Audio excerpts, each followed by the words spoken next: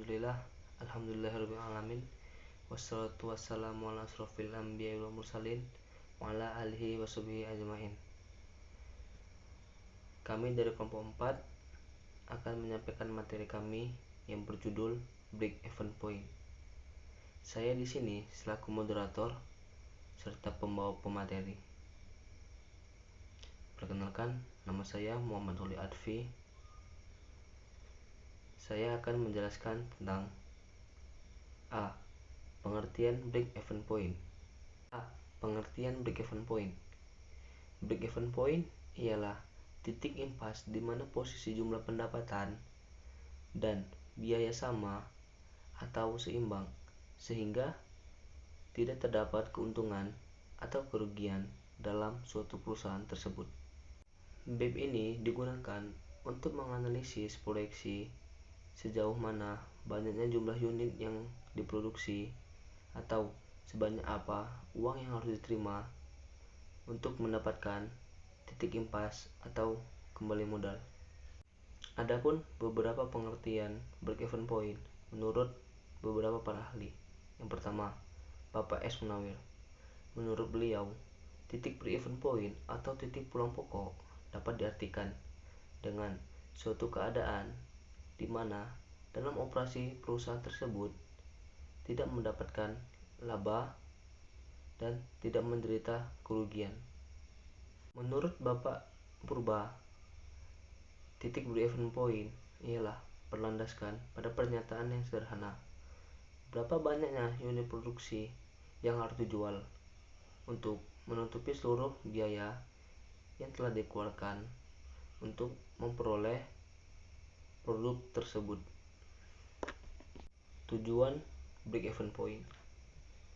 Tujuan break-even point terbagi menjadi 5. Yang pertama, mendesain spesifikasi produk. Dan yang kedua, menentukan harga jual persatuan. Yang ketiga, menentukan jumlah harga produksi atau penjualan minimal agar tidak mendapatkan kerugian. Yang keempat, memaksimalkan harga produksi. Yang kelima, merencanakan laba yang diinginkan.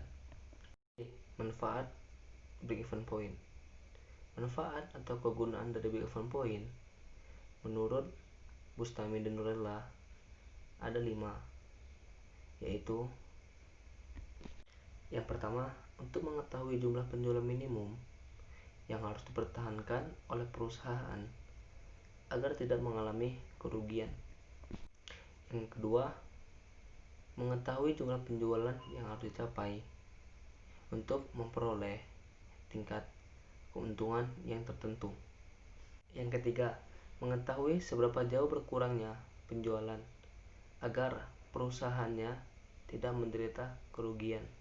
Keempat, mengetahui bagaimana efek perubahan harga jual, biaya, dan volume penjualan. Yang terakhir, yang kelima, menentukan bauran produk yang diperlukan untuk memperoleh jumlah laba yang diinginkan. Bismillahirrahmanirrahim. Assalamualaikum warahmatullahi wabarakatuh. Terima kasih untuk moderator kelompok 4 Muhammad Khalid Afi. Saya Silviana Siregar akan melanjutkan pemateri sebelumnya dibawakan oleh Muhammad Khalid Adfi. Baiklah, langsung saja. D. Asumsi dan keterbatasan break-even point. Dalam penganalisis break-even point terdapat beberapa asumsi secara umum yang terdiri dari 5. Yang pertama, satu-satunya yang dapat memengaruhi biaya adalah perubahan volume, di mana untuk mempengaruhi biaya, naik turunnya harga dipengaruhi oleh perubahan volume. Perubahan volume ini di sini maksudnya permintaan di pasar. Yang kedua, manajemen menggolongkan biaya ataupun komponen biaya digolongkan, baik itu biaya variabel maupun biaya tetap. Yang ketiga, beban dan pendapatan adalah salah satu linear volume relevannya. Yang keempat, tingkat persediaan tidak akan berubah. Yang kelima, penjualan atas penggabungan tidak akan berubah. Baiklah, itulah beberapa asumsi dalam penganalisis break-even point. Selanjutnya, keterbatasan break-even point. Jadi, dalam analisis break-even point terdapat beberapa limitasi-limitasi tertentu, yaitu yang pertama, fixed cost harus konsisten dalam satu periode atau range of put tertentu. Yang kedua, laboratorium pengembangan akuntansi. Yang ketiga, variable cost dalam hubungan sales haruslah konstan. Yang keempat, sales price tidak berubah dalam periode tertentu.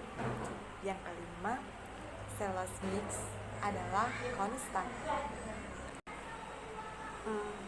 Berdasarkan limitasi-limitasi berikut, break-even point akan bergeser apabila terjadi perubahan-perubahan. Yang pertama, perubahan FC, di mana perubahan FC bertambahnya kapasitas produk. Di sini maksudnya perubahan ini adanya naik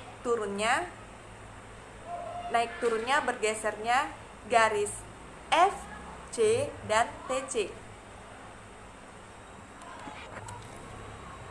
Yang kedua, perubahan pada variabel cost ratio atau FC per unit, di mana perubahan ini akan menentukan garis miringnya total cost. Yang ketiga, perubahan dalam sales price per unit, di mana perubahan ini akan memengaruhi garis miringnya TC, Yang keempat, terjadinya perubahan dalam sales mix. Misalnya terjadi perubahan ini apabila produk A naik 20% dan produk B harganya tetap, dan akan terjadi break-even point, akan terjadi perubahan. Yang E, rumus yang digunakan dalam break-even point. Dalam penggunaan break-even point, rumus yang digunakan memiliki beberapa jenis rumus. Namun, dalam penggunaan rumus break-even point sesuai keinginan atau tujuan pengguna. Dan setiap jenis rumus memiliki kelebihan maupun kekurangan setiap rumus. Misalnya, rumus yang digunakan matematika dengan grafik sangatlah berbeda. Rumus yang digunakan dalam matematika mungkin spesifik lebih jelas. Namun dengan rumus yang digunakan dalam grafik mungkin hanyalah singkat namun jelas juga. Berbeda dengan matematika yang harus dihitung secara detail. Kemudian dalam rumus matematika yang digunakan mungkin sudahlah tidak terlalu sulit karena titik impas produk sudah diketahui. Sebaliknya dengan rumus grafik, ia memiliki arti yang lebih luas. Dan langsung saja jenis-jenis rumus yang digunakan dalam break-even point terbagi dalam 3. Yang pertama, rumus dengan menggunakan matematika. Yang kedua, rumus dengan menggunakan tabel atau coba-coba. Yang ketiga, rumus menggunakan grafik. Yang satu dengan rumus matematik. A. Analisis titik impas dalam unit. Rumusnya BEP sama dengan FC per P kurang VC, di mana BEP singkatan dari break even point sama dengan analisis titik impas, dan FC singkatan dari fixed cost atau biaya tetap, dan VC singkatan dari variable cost sama dengan biaya variabel persatuan, dan P singkatan dari price sama dengan harga jual persatuan, dan S singkatan dari sales volume yang artinya jumlah penjualan. Yang B, analisis titik impas dalam rupiah. Rumusnya break even point sama dengan fixed cost per price kurang variable cost per 1 dikurang per sales volume. Kemudian yang kedua dengan tabel coba-coba. Dengan tabel atau coba-coba.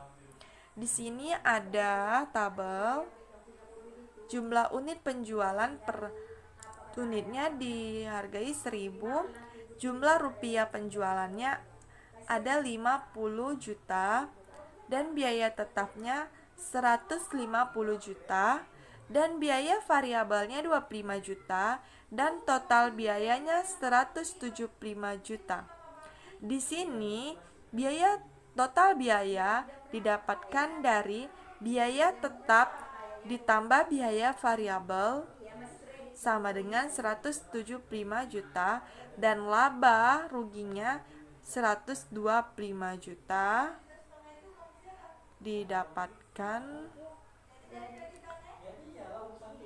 Kemudian selanjutnya seperti itu juga. Jumlah unit penjualannya 2000, jumlah rupiah penjualannya 100 juta, biaya tetapnya 150 juta, kemudian biaya variabelnya 50 juta, dan total biayanya 200 juta, di mana biaya tetap ditambah biaya variabel hasilnya 200 juta, dan laba ruginya 100 juta. Dan selanjutnya seperti sebelumnya.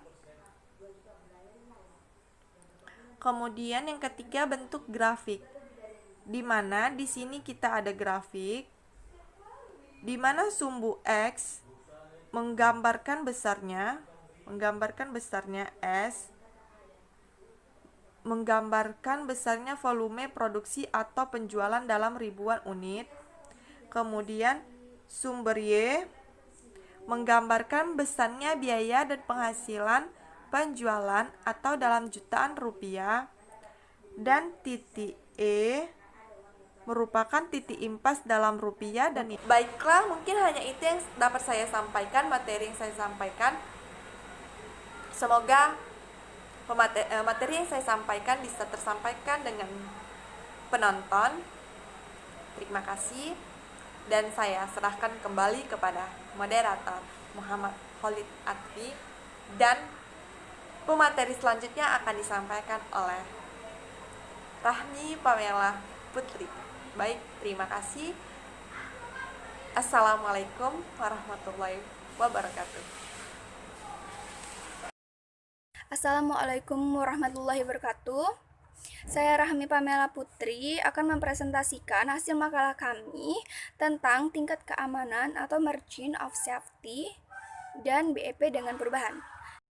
Untuk lebih jelasnya, pengertian dari margin of safety itu sendiri ialah hubungan selisih antara penjualan tertentu dengan penjualan titik impas. Artinya, batas aman yang digunakan untuk mengetahui berapa besar penjualan yang dianggarkan untuk mengantisipasi penurunan penjualan agar tidak mengalami kerugian.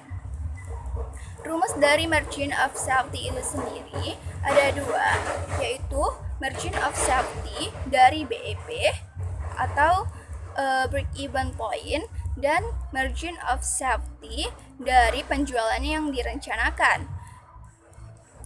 Yang pertama itu margin of safety dari BEP, rumusnya ialah MOS atau Margin of Safety sama dengan penjualan per budget per penjualan per break even point dikali 100%. Yang kedua, penjualan dari tingkat keamanan itu rumusnya ialah penjualan per budget dikurang penjualan per titik impas atau bisa disebut penjualan per break even point per penjualan per budget dikali 100%. Untuk lebih jelasnya saya akan memberikan contoh sebagai berikut ini. PT Andra BIS merencanakan penjualan produk sebanyak 500 juta pada saat titik impas BEP sebesar 300 juta. Hitunglah berapa nilai batas keselamatan penjualan produk tersebut. Nah, dari rumus itu kita sudah tahu kan bahwa penjualan per budgetnya itu 500 juta dan penjualan per titik impasnya itu 300 juta. Jadi kita masukkan aja rumus yang pertama, margin of safety dari penjualan BEP.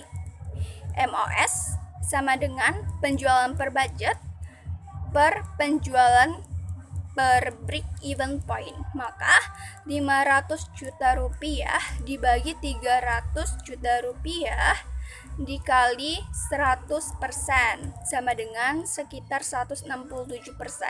Ini artinya penjualan yang dibudgetkan direncanakan 167% dari nilai BEP-nya.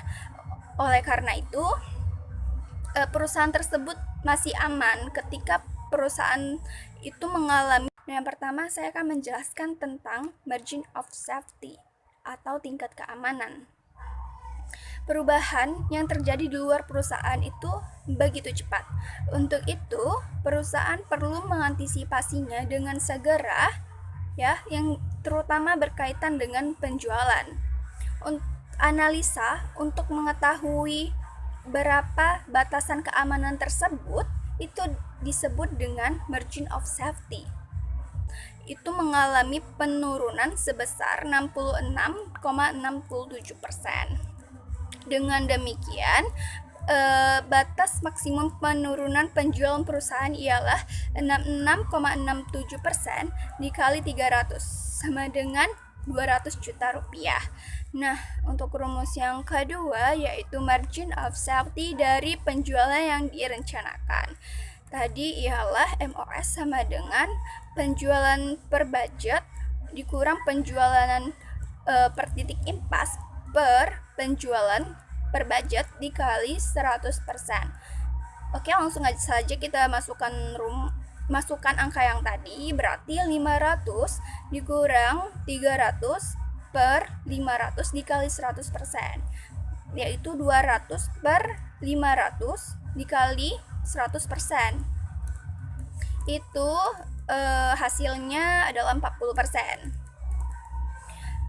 Oleh karena itu, data 40% itu tadi artinya tidak boleh turun melebihi 40% dari tingkat penjualan yang direncanakan. Dengan demikian, batas maksimum penurunan penjualan perusahaan adalah 40%.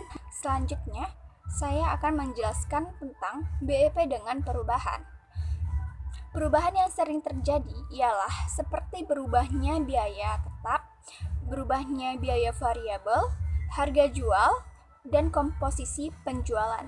Oleh karena itu, pihak manajemen harus selalu mengantisipasi langsung dimasukkannya dalam perhitungan BEP sehingga diperoleh titik break even yang baru maupun dalam grafik. Nah, langsung aja kita menjelaskan tentang yang pertama, perubahan harga jual per unit. Artinya, apabila harga jual per unit mengalami perubahan, apakah naik atau turun, maka akan berpengaruh pada BEP. Yang kedua, perubahan jumlah biaya gambaran perimbangan penjualan. Seperti yang kita ketahui dalam analisis BEP, biaya tetap diasumsikan ini berlaku apabila perubahan biaya tetap berubah, maka BEP akan naik. Demikian pula sebaliknya. Perubahan ini biasanya diakibatkan adanya tambahan kapasitas produksi atau kenaikan ataupun yang diinginkan atau profit margin yang terlebih dahulu sebelum kegiatan dijalankan. Oleh karena itu, perlu ditetapkan penjualan terlebih dahulu yang harus dicapai agar keuntungan tercapai. Kalau tidak, maka sulit akan melihat beberapa penjualan yang telah tercapai. Demikianlah presentasi dari saya. Wassalamualaikum warahmatullahi wabarakatuh. Baiklah, terima kasih kepada pemateri yang kedua, Silviana Siregar, dan pemateri yang terakhir atau yang ketiga oleh Rahmi Pamela Putri. Baiklah, sampai di sini saja presentasi dari kelompok 4. Jika ada kesalahan atau kekhilafan dari kata-kata yang kami paparkan sehingga membuat teman-teman sekalian atau para audien kurang mengerti atau kurang memahami, kami meminta maaf. Baiklah, saya selaku moderator akan pamit undur diri. Wabillahi taufiq wal hidayah. Wassalamualaikum warahmatullahi wabarakatuh.